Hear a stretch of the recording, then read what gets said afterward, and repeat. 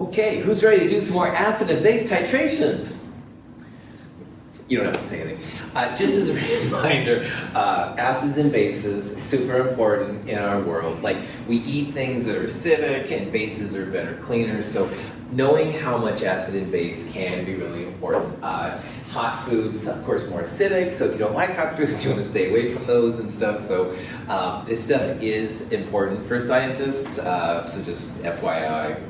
All right, enough advertising. This is going to be an example of a strong acid plus strong base titration.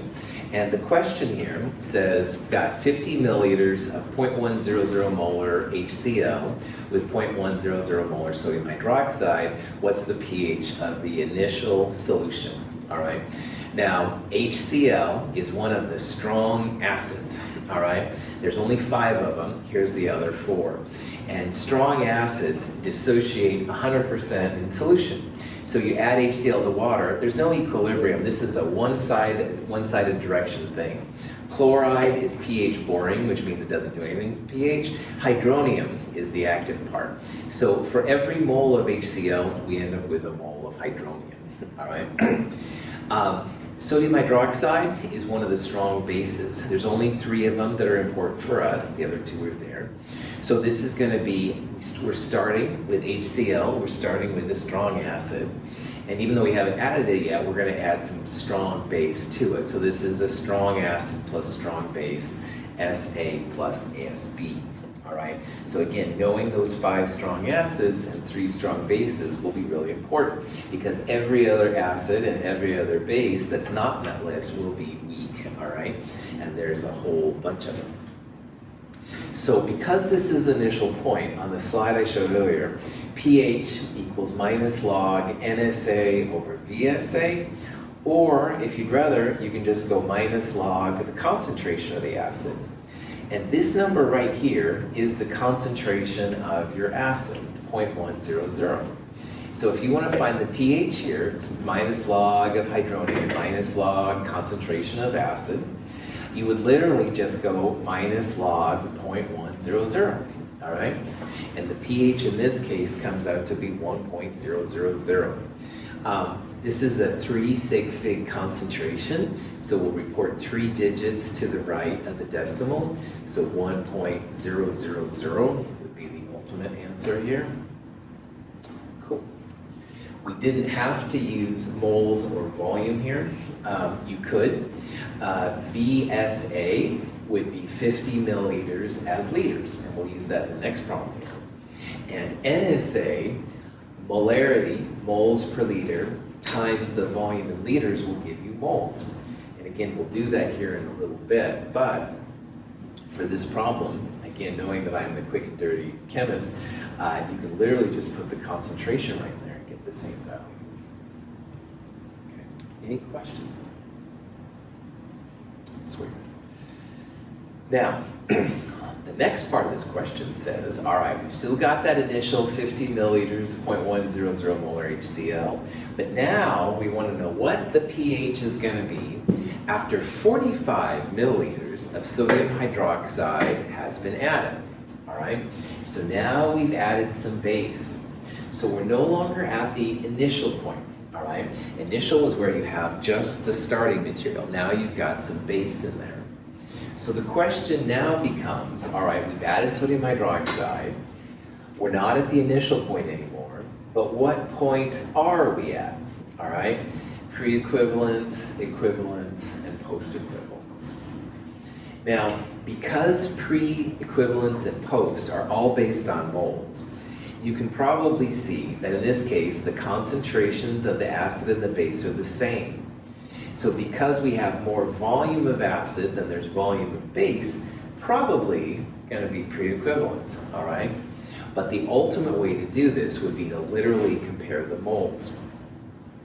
So what I'm going to do here is show you the official way of finding which region you're in. And we're going to do that based on moles. And it's really important to remember that big M, it's not moles, it's moles per liter.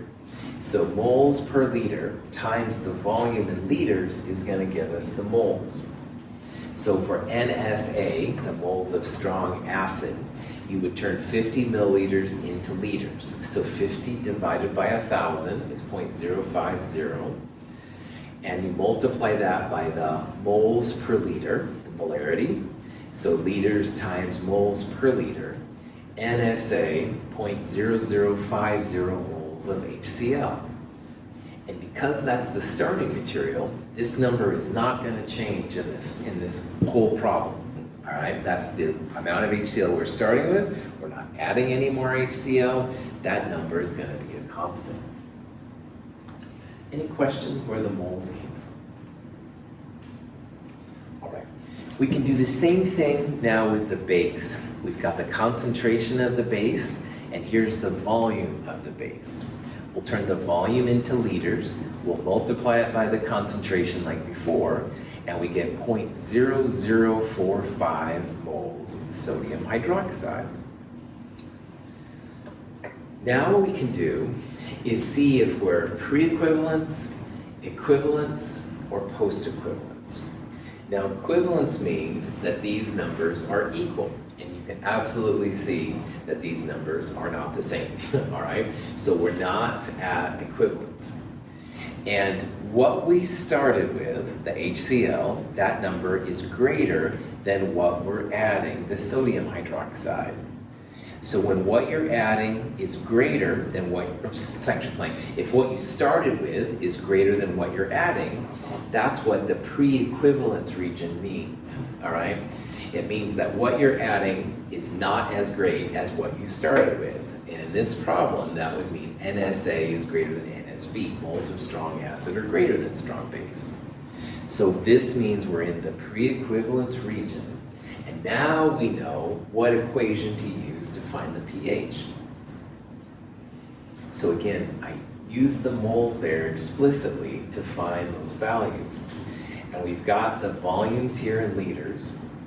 So in that pre-equivalence slide, it was minus log NSA minus NSB on the top, divided by VSA plus VSB on the bottom. We've got NSA and NSB right there, those numbers. VSA, volume of strong acid, 0.05, and VSB, volume of strong base, 0.045. So we've got everything we need here to kind of knock this problem out. And because your moles of acid are greater than your moles of base, our pH should be acidic. If we calculated a basic pH, something would be wrong. Because more strong acid than strong base, we better have an acidic pH here. Any questions on any of that stuff? Sweet. So, from before, NSA and NSB, which we calculated, pH of the pre-equivalence minus log NSA minus NSB on top, and total volume on the bottom. So I plugged in the actual numbers, 0.0050, 0.0045. In the bottom are the volumes, and again, notice they're in liters, 0.0050 plus 0.0045. The top number up here comes out to be 0.0005, a 1 sig fig number. So when you find the final pH, 2.3 would be the best answer. 1 digit to the right means 1 sig fig because this part up here is 1 sig fig. Cool. Finally, check yourself. More acid than base, strong acid than strong base, pH should darn well be acidic, and it is. 2.3 is less than 7, so we're good to go. Any questions on any of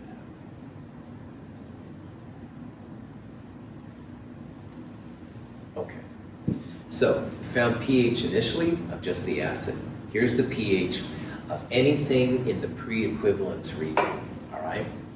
But the question now becomes, like, how do we find the pH at the equivalence point? Now, equivalence point pH is pretty chill. It's just pH of 7, all right? But how do you find what the volume is to get to equivalence? And that's a whole different thing. So now, going backwards, all right? We've got HCl, a strong acid, NaOH, a strong base. and equivalence means that the moles are equal. So the pH at equivalence is pretty chill, because the only species present is water. The moles of strong acid, moles of strong base are equal. They annihilate each other, i.e. use the single arrow, not the double-sided arrow. This is the only pH generating species that's around, which is water. And pure water is 7. So your pH at the equivalence point here should be gosh darn awful close to 7. Sometimes, like we saw, water is a little acidic, even sometimes a little basic, depending on what CO2 and stuff is around. But the pH should be pretty close to 7. 99.9% of the time, strong acids, strong bases, your equivalence point pH is 7. And remember, equivalence point is the steep part of that S curve. So it's usually pretty easy to find if you just look for it to be about 7. Now, to figure out the volume required to get to equivalence, that's when we're going to go back and use the moles. Because at equivalence, the moles of HCl that we started with will equal the moles of sodium hydroxide. So before, we went liters times moles per liter to find moles. Well, now we've got the moles we need. Moles divided by concentration. It's like moles times liters over moles. The moles will cancel and you get liters. So it probably doesn't take a lot to figure this out, but the volume required to get to equivalence here is going to be 50 milliliters. It's easy because the concentrations are the same, so the volume should be the same.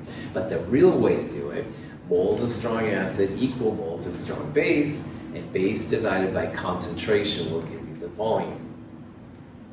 What that also means is that any volume in this titration you do that's greater than 0 but less than 50, you're going to use this equation, all right? So you have 35 milliliters of NaOH. Use this equation, all right? You've got 0.5 milliliters of sodium hydroxide. Use this equation. But if you go to 51 milliliters, this equation doesn't work. We'll use something else here in a little bit for that.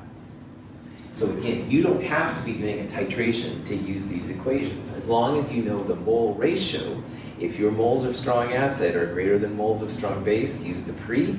And if they happen to be equal, pH is 7. Any questions on that? Okay.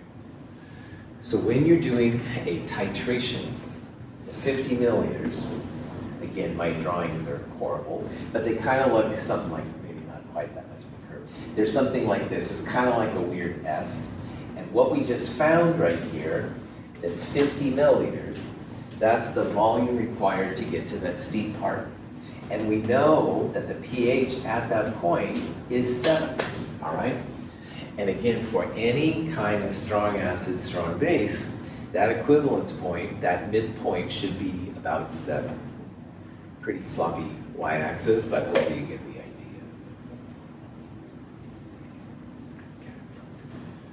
But what happens if we have 51 milliliters, Dr. Russell? Oh, I'm so glad you asked that, student random in the back of the room. So if you have more moles than base, all right, you can no longer use an acidic-looking pH equation, minus log concentration. You have to use something that looks more like a base. And that's where this pH equals 14 plus log concentration of base pops in. So in this problem now, we've got 55 milliliters of sodium hydroxide. We're past the 50 milliliters, which we found was equivalence point volume. So anything past 50, we're going to use post-equivalence pH equation. And post-equivalence pH equals 14 plus log NSB minus NSA on the top. It'll give you a non-zero number divided by total volume on the bottom. All right? So we need the moles of base at this point, NSB. NSB is constantly changing because we're adding different amounts. The concentration, 0.100, and you multiply by the liters that you've added. So 55 milliliters would be 0.055. This comes out to be 0.0055. Now before we had 0.0050 moles of acid, you can see that the base is now a bigger number than the acid. That's what post-equivalence means, more base than acid. So for these equations, you have to use the basic version of pH, 14 plus log concentration. Moles of strong base minus moles of strong acid now gives you a positive number. And again, you divide by the total volume. VSA has always been 50 milliliters, 0.05, but the base keeps changing. So in this problem, it's 0.055. And again, because the top part here gives 1 sig fig, we'll put a 1 sig fig at the bottom, pH 11.7.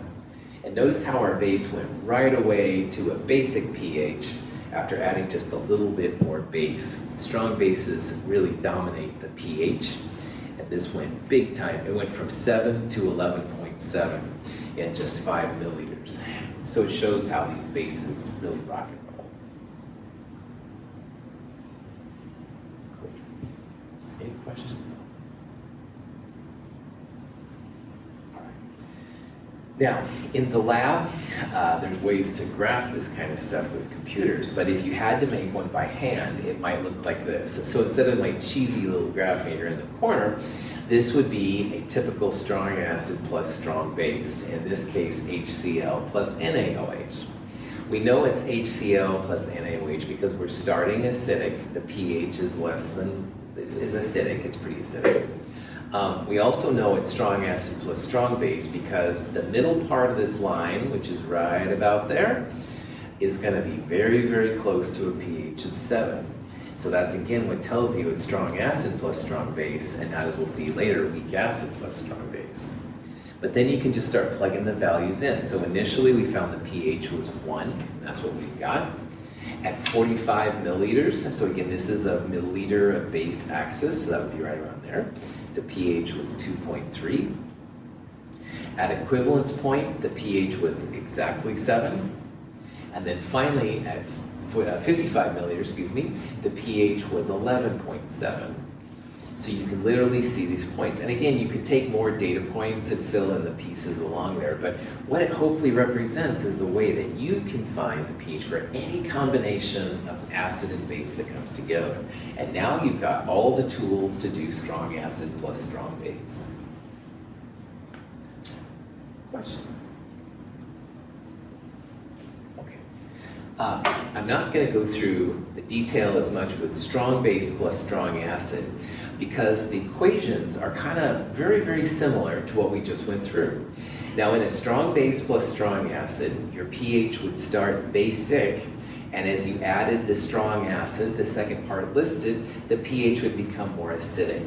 So you can see this is kind of like a reverse S, I don't know, there's different ways to think about these things, but whatever. It's kind of the opposite. So instead of going acidic to basic, now it's going basic to acidic. Equivalence point is still going to be pH of 7, the steepest part of the curve. The initial point is when no acid has been added, you only have strong base. And pre-equivalence is everything between initial and equivalence. And post-equivalence, where the moles of strong acid are bigger than the moles of strong base, is going to be this last region. Now, these equations at first can be a little weird. I totally dig it. But what is cool about this is that the post-equivalence equation we used just a little bit ago, this equation is what we're going to use in pre-equivalence right here. Because in pre-equivalence in this region, NSB is greater than NSA. And that's what this equation here is all about. It's a pH dominated by a strong base. And likewise, down here in the post-equivalence region, where the moles of strong acid are greater than the moles of strong base, we're going to use the pre-equivalence region equation for strong acid, strong base. Because in this region, NSA is greater than NSB, just like it is right here. So a lot of these equations will kind of overlap, and we'll use the same ones. An equivalence point pH of 7 works really well for both of these as well. So if you put these all out here, the initial is the pH of a strong base, 14 plus log concentration of base, or NSB over VSB. But pre-equivalence was the post-equivalence on the previous example. Equivalence is the same, pH of 7, boring. And in this example, for strong base plus strong acid, post-equivalence equation is the same as the pre-equivalence region, pH, for strong acid, strong base. So there's a lot of overlap on these equations, and that's really, really cool to know. So you don't have to reinvent the wheel, you just look for the right equation for the right region. Any questions? Okay. So strong acid plus strong base means you're starting with an acid and you're adding a base, so pH gets greater. Strong base plus strong acid, you're starting with a base, pH starts high and gets lower as you add in the strong acid. And the equations for these two, very, very similar. All right, very, very similar to each other. The next thing we'll talk about here is how you... Hydroxide ion is a strong base. It can be consumed in the body with a weak acid, such as dihydrogen phosphate ion produced in the kidney. In the reaction, an H+ ion transfers from the acid to the hydroxide ion to form water and HPO4 2- ion, the weak conjugate base of the weak acid. Okay. So this is an example now of a weak acid plus strong base, all right? So there's going to be some similarities between weak acid plus strong base and strong acid plus strong base. But the difference is weak acids have that equilibrium constant K.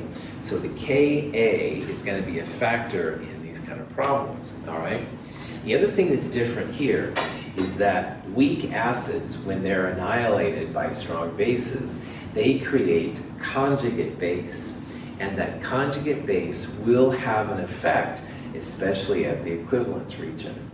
But notice here the similarities, all right? The initial point is just when you have weak acid and no strong base. And then equivalence means that the moles of what you started with equal the moles of what you're adding. So NWA, and not the band with Straight Outta Compton, by the way, NWA equals NSB, moles of the two equal each other. And then pre-equivalence means moles of weak acid are greater than moles of strong base. And like before, post-equivalence means moles of strong base excuse me, are greater than moles of weak acid. One other point that's different here is that the half equivalence point is super cool for chemists. Now, if the equivalence point is, say, 25 milliliters, half equivalence really means half the moles. But because volume is proportional to moles, half the volume, or 12.5 milliliters, will find this half equivalence point.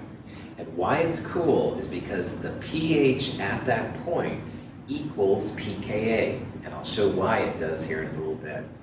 But if you have a weak system, you've got to know the Ka. So again, Jonah was scuba diving and finds a weak acid in some kind of animal species. Cool, no one's ever looked at it before. He can find the Ka from the pH at this half equivalence point.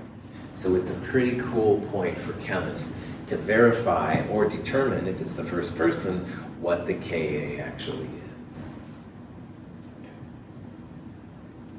Okay. The pre-equivalence region, this region in here, the pH change is very gradual, and that's because this pH region is acting like a buffer. And remember, in a buffer, the weak acid and its conjugate base are coexisting at the same time. And when you have a buffer, the pH changes are really more gradual. So you can see this is a much more mellow region in here. It still is increasing because we're adding a strong base. And anytime you add a base, it's going to make your pH go up. But it is acting like a buffer. And we'll see that this is why this half equivalence point where pH and pKa are the same. Finally, at the equivalence, I just want to point out again, because the moles of weak acid and the moles of strong base are equal, those two species have wiped themselves out. But moles of weak acid then have turned into moles of conjugate base, and base is the operative word. So the pH at equivalence for weak acid plus strong base is going to be greater than 7. It's going to be basic. And it's not from the strong base. It's not from the sodium hydroxide. It's from the conjugate base of your weak acid. So if Jonah has a an acid here, and he's not sure if it's strong or weak, not only can he find Ka if it's weak, but he can also determine if it's a strong or weak acid by the equivalence point pH. Basic pHs at equivalence mean that you have a weak acid. All right. So let's say we have an equivalence point between a weak acid plus strong base. Your pH, like I was just babbling about a ton, should be greater than 7. All right? The weak acid is gone. It's not been knocked out by the amount of strong base, but in the process of knocking the weak acid out, its conjugate kicks in. A conjugate is a base. Bases are basic, so pH will be greater than 7. Okay. So the equations. Initially, the pH of a weak acid, like we've seen, minus log square root Ka times Ca, or Cwa, concentration of weak acid. Assuming 100 times K is less than C, and I promise in all the examples you're going to see from now on, 100 times K will definitely be okay.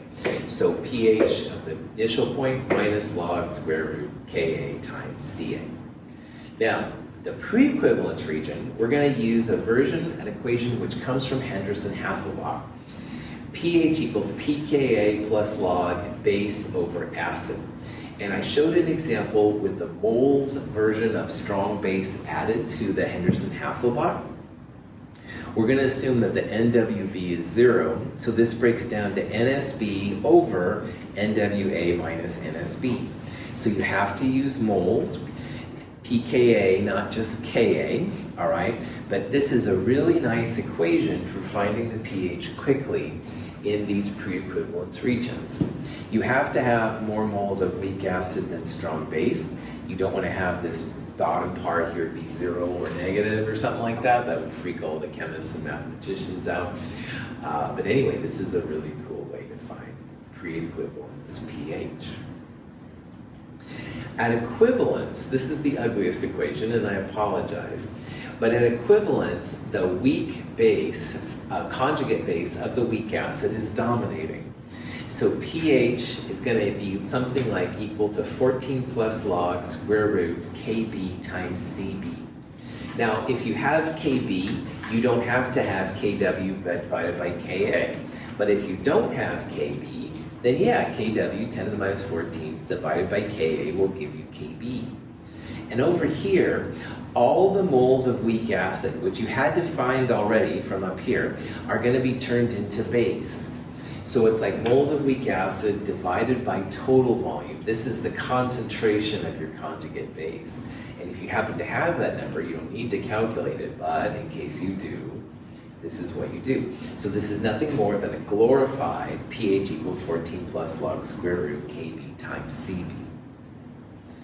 But the good news is, I guess, post-equivalence, strong base dominates weak acid, more moles of strong base. And if you look over here on the chalkboard, the post-equivalence equation for weak strong acid plus strong base is almost identical to this one right here.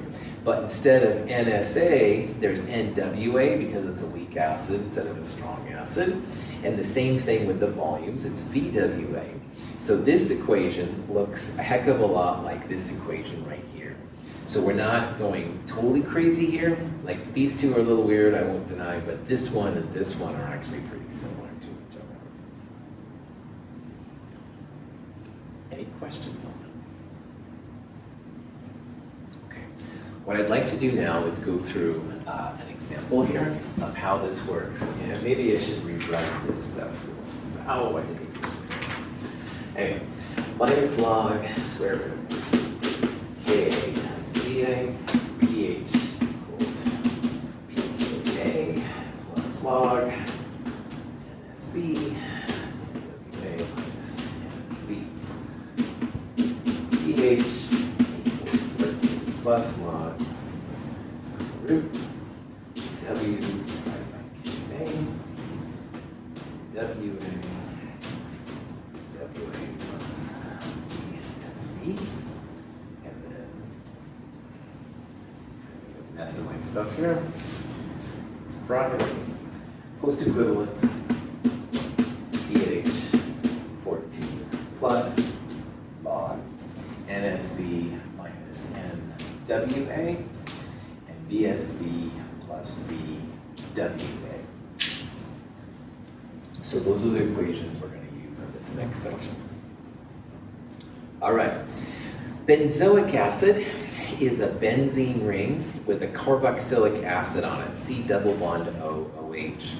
And in this problem, I'm going to abbreviate benzoic acid, which has a lot of acids and a lot of atoms, as just HBZ. And benzoate, which is the conjugate base of benzoic acid, I'll abbreviate as BZ minus. Like all the carboxylic acids, the COOH part, that hydrogen is the acidic part. So over here we have COO, and there's like a -1 that resonates between the two of them. Not important really. It's a weak acid. It has a Ka. It's been well studied, 6.3 times 10 to the -5. We're starting with 100 milliliters of a 0.025 molar solution. We're going to titrate with 0.1 molar NaOH.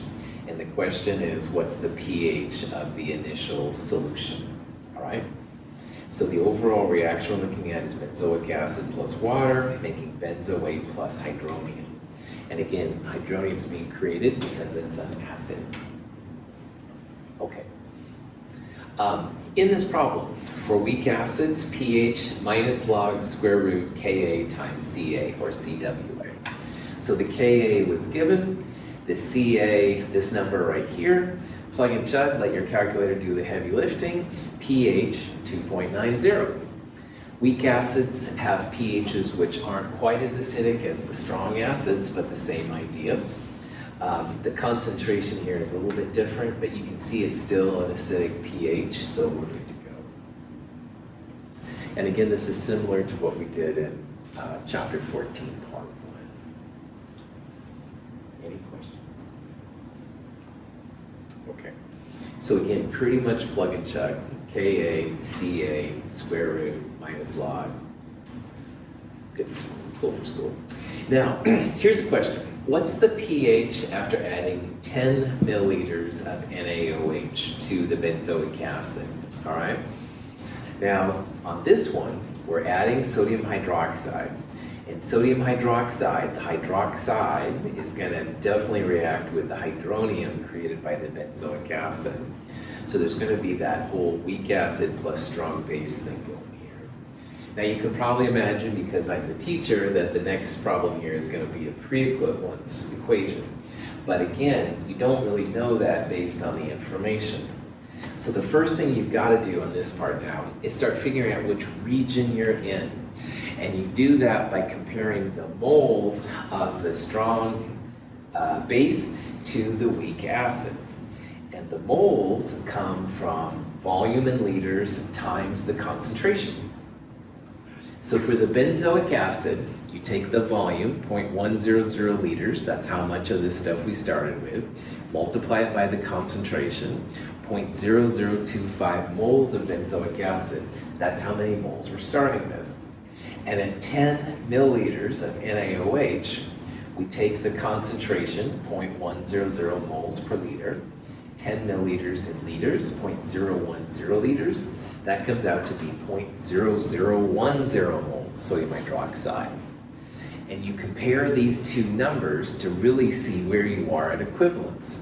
So in this problem, moles of weak acid, this number, is bigger than this number, the moles of strong base. So NWA is greater than NSB. That means this is a pre-equivalence region. And we're going to use this Henderson-Hasselbalch thing and stuff to figure that out. Any questions how we found that? Okay.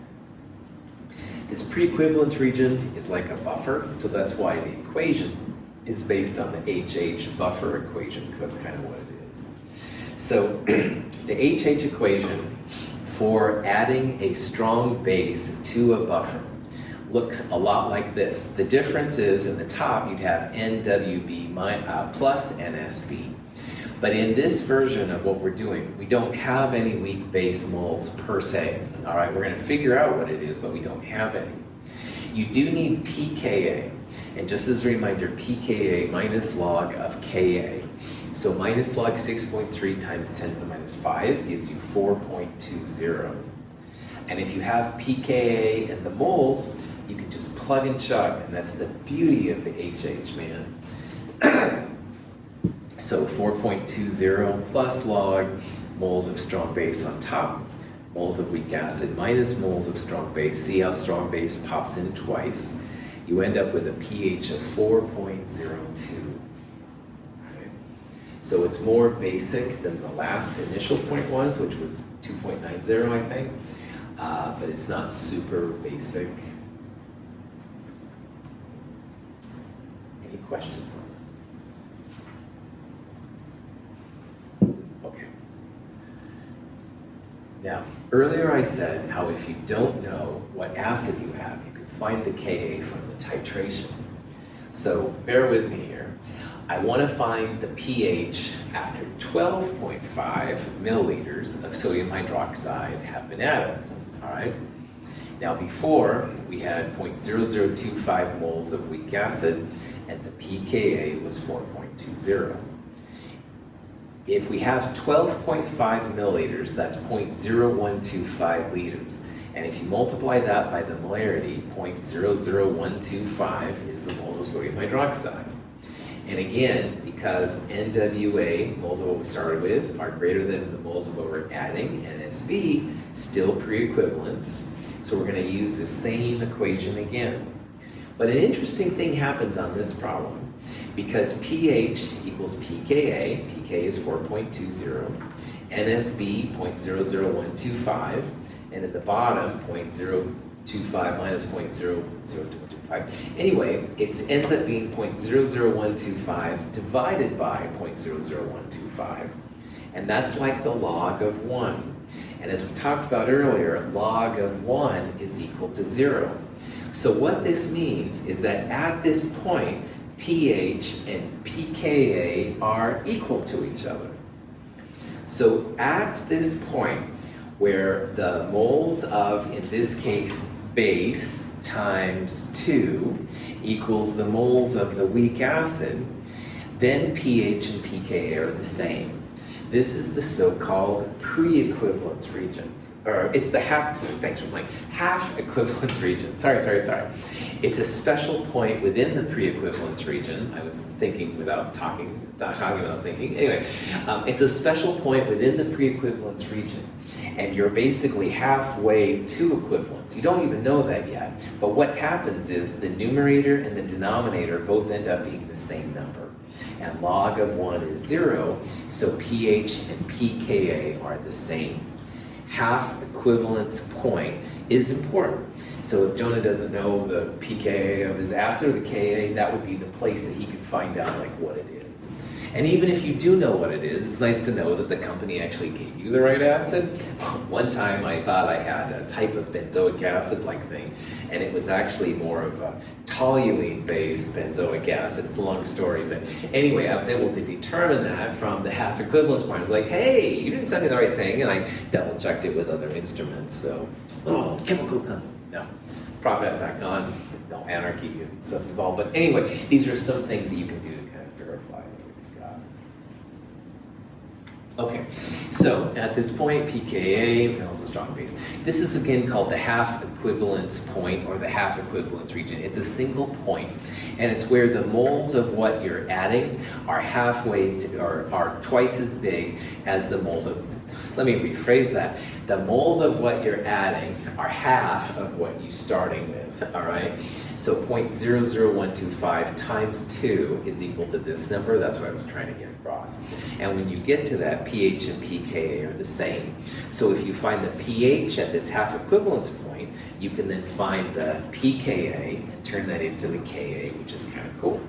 And this is a really cool way to find Ka and Kbs. Volume is proportional to moles. So for example, you can calculate, like we did before, with the moles of weak acid and strong base are equal, that you're going to need 25 milliliters to reach equivalence. So half this number, 12.5, is what we just went through, all right? So if you know the volume to reach equivalence, that number divided by 2 will allow you to get to the half equivalence. And again, at half equivalence, you can find Ka, which is cool. Questions? All right. This question now, got 100 milliliters of the benzoic acid and sodium hydroxide, and we're going to figure out what the pH is at the equivalence point. All right? So now we're telling you right away that the moles of strong base equal the moles of weak acid, and we want to find the equivalence point, pH. No problem. Now, at equivalence, benzoic acid and sodium hydroxide equal moles. Sodium hydroxide used a single arrow, so all of the reactants are wiped out. We're ending up with sodium ion, which is pH neutral, water, which is pH 7. But unlike the last examples, we have the benzoate ion, and benzoate is a conjugate base of weak acid, benzoic acid. And because it's a base, it's going to create hydroxide. So at this point, the benzoate ion is going to make your pH basic. So when you look at the graphs here, your pH at equivalence is going to be greater than 7, not because of the sodium hydroxide, but it's because of the conjugate base benzoate. So one thing we can do is just predict that, yeah, this is going to be a basic pH at equivalence. Now, from before, NWA, moles of weak acid, we saw was 0.0025. At equivalence, moles of benzoic acid are going to equal moles of sodium hydroxide. So if you don't know the volume to get to equivalence, moles of sodium hydroxide divided by the concentration, remember moles per liter is M, so it's like dividing by M, you're going to find it's 0.025 liters or 25 milliliters to reach equivalence. Because again, it's all about the moles, and at equivalence, moles of what you're adding equal moles of what you're starting with. So this equation is a little bit ugly, sorry about that. It's really pH equals 14 plus log square root Kb times Cb. But a lot of times in these you don't have Kb, like we have Ka, but we don't have Kb. No problem. Remember that Kw equals Ka times Kb. So if you don't know Kb, then Kw, 10 to the minus 14th, divided by Ka, whatever that is, that's going to give you Kb. Over here, this is really concentration of the base at equivalence. So the moles of weak acid will equal your moles of conjugate base at this point, and they've all been converted to conjugate base. And you just divide by the total volume. So we had 100 milliliters of the benzoic acid, and we calculated right here, we need 25 milliliters or 0.025 liters of strong base. So it's like moles over total volume. This is the concentration of the base. And finally, at the end of your calculation, you should have a basic pH greater than 7. And 8.25 is definitely basic. So it looks a little ugly, but it's not too bad, I promise. It's just kind of weird at first and stuff, but nothing you can't do. Any questions? Cool. Just one more point, and this is where now the moles of strong base are greater than the moles of weak acid. And that's where we're going to use a pH equation that looks like the same one we used when the moles of sodium hydroxide were greater than sodium hydrochloric acid. So at this point, we've got 26 milliliters. We're past the 25 milliliters required to get to equivalence, so we know we're post-equivalence.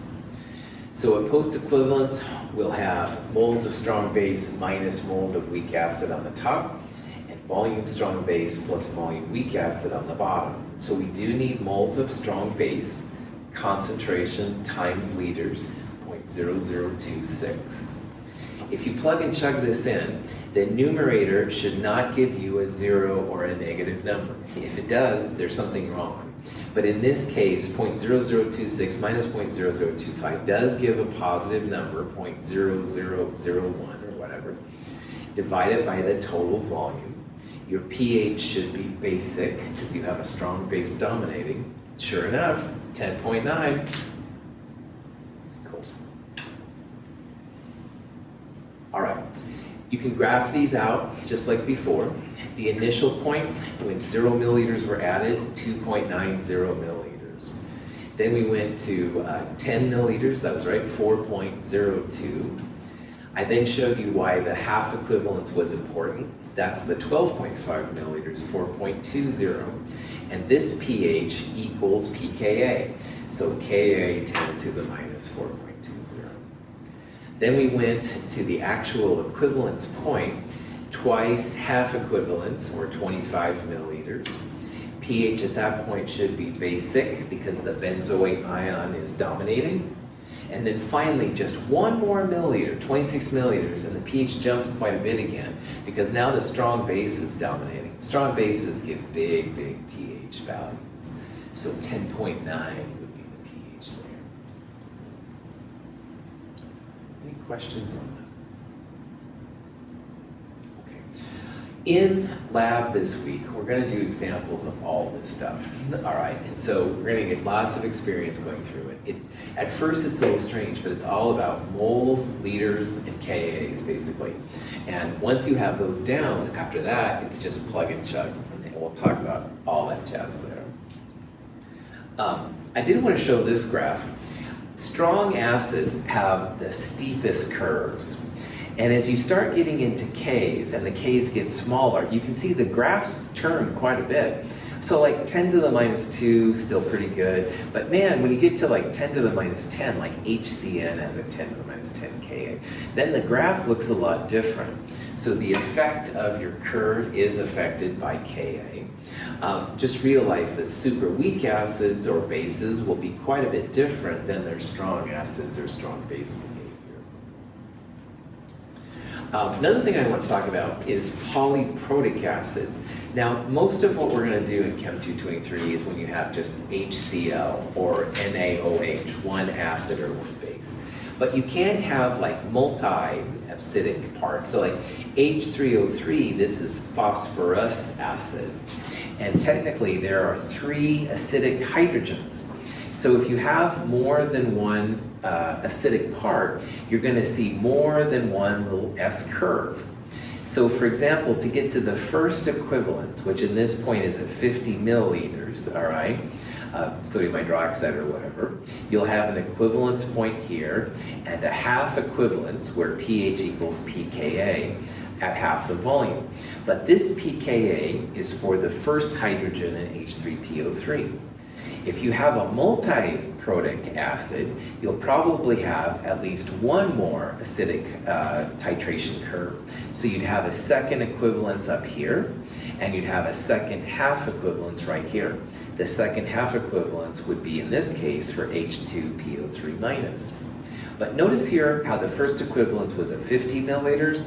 The second equivalence would be 50 times 2, or 100 milliliters. So in this case, because the moles are proportional, you could just add another 50 to it to see approximately where the next one would be.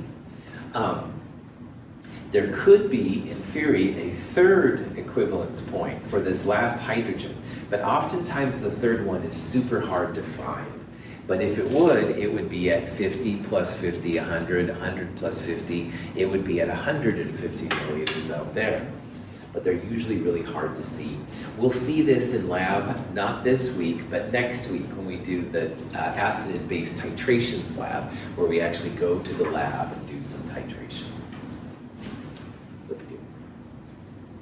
All right. When an antacid tablet containing sodium bicarbonate is dropped into water, a reaction occurs that produces hydroxide ions and carbonic acid.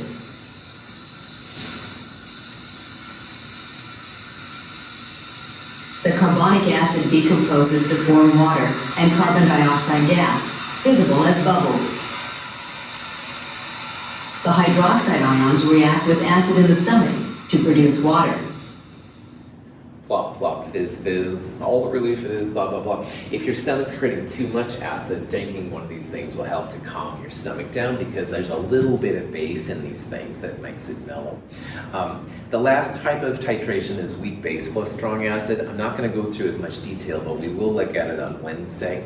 Weak bases start basic and get more acidic as the strong acid is adding. And like before, there's an initial point, there's an equivalence point, pre-equivalence, and post-equivalence, all right?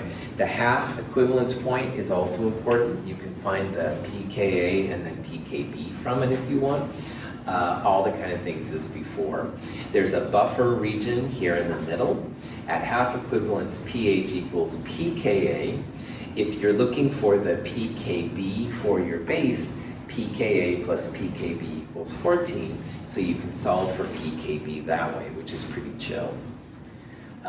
Otherwise, it's pretty similar. Also, at the equivalence point, the weak base plus strong acid, they've knocked each other out. But at this point, the weak base has turned into its conjugate acid.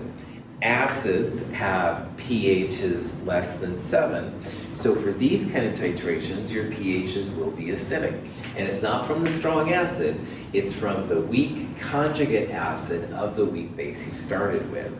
But again, if you don't know if you're starting with a strong base or a weak base, look for that equivalence point, because equivalence points will be less than 7 for these, while with a strong base, they would be equal roughly to 7. The equations are similar. I'm just going to show them up here. We'll talk about it more in the lab this week. Instead of minus log square root Ka plus Ca, weak bases are 14 plus log square root Kb times Cb, or weak base. The pre-equivalence is similar, except for this time, we're starting with weak base and we don't have any weak acid, so again, they're a little bit different. Equivalence point is dominated by a weak acid, so this is basically minus log square root Ka times Ca, but again, I rewrote this as, instead of Ka, is Kw divided by Kb, etc., etc. And then finally, post-equivalence is dominated by the strong acid. So the pH looks a lot like the post-equivalence between the strong base and strong acid. But instead of strong base here, weak base is listed. You can plug them in. But again, notice moles, volume in liters, little Ka, Kb kind of stuff. You got this. Finally, I just want to talk real fast. In the old days especially, and even now, it's nice to know that your reaction's done. And it's one thing to read a pH meter and say, oh yes, I'm past 7. But it's also nice to kind of see what color it is. And of course, if you're colorblind, this doesn't work out as well. But if you aren't colorblind, then an indicator can be super helpful. And these indicators, which are listed here on the left, have different pH ranges where they turn color. So all these indicators are chemical species that turn color in the presence of more acid or more base. So we're going to focus on this bromothiamyl blue here a little bit. Bromothiamyl blue is yellow, basically, for acids, and roughly blue for bases, all right? So this is the transition, about 6 or so. To the left of 6, or pH is less than 6, it'll be yellow, and to greater than 6, they should be blue. So indicators are just kind of nice ways to know that something is happening, and that can be kind of a cool thing too. So I found this picture online. This is bromothiamyl blue. Less than 6, you certainly have a yellow color. When this person did it online, the pH from 6 to 7.5 is kind of a mix of yellow and blue, like a little bit green, kind of a weird color. But once you got definitely into basic pHs, it became very blue. And this is a cool indicator sometimes that we've used in different labs and stuff. So it usually, like, yellow means acidic and blue means basic and stuff, so it's kind of a cool thing. You have to pick the right indicator. If you don't pick the right indicator, you won't see the color change. So here's an equivalence point. All right, we've got a red equivalence point and a blue one. And the question is, should we use phenolphthalein, which is the red one here, or should we use methyl red, which is this one right here? Now, in the titration we're doing, this is the equivalence point. That's the steep part of the curve, all right? And if you're picking a good indicator, it'll turn color like right about that region. So in this particular example, all right, the pH of the equivalence point, it's less than 7, all right? It's 5.5 to 6, something like that. I think it would be better probably here to use methyl red because it goes from kind of a yellow color to kind of a red-orange color right around that region. So that would tell you that your equivalence point has been passed. Phenolphthalein I've used a lot actually. It's kind of a pinkish purple color when it's basic and it's totally clear when it's acidic. And so this thing would turn color way before our equivalence point did. It would probably be better to use the methyl red. And it's not, super critical. I believe in electronics, better if you have them. But if you don't have electronics, having the pH color change can be kind of cool. So there's hundreds of indicators and stuff, some of them expensive, some of them cheaper, and stuff like that. Any questions on that? That's it. Whew, thank you. Now, in lab today, or this week, we're going to go over these calculations more. So if right now you're like, whoa, all right, problem set, we'll talk about them and stuff, and definitely in lab we'll talk about it too. So just come here and hang out. We're going to knock them all down and take care of business. Any questions, anything? Thank you for being here. Have a wonderful day.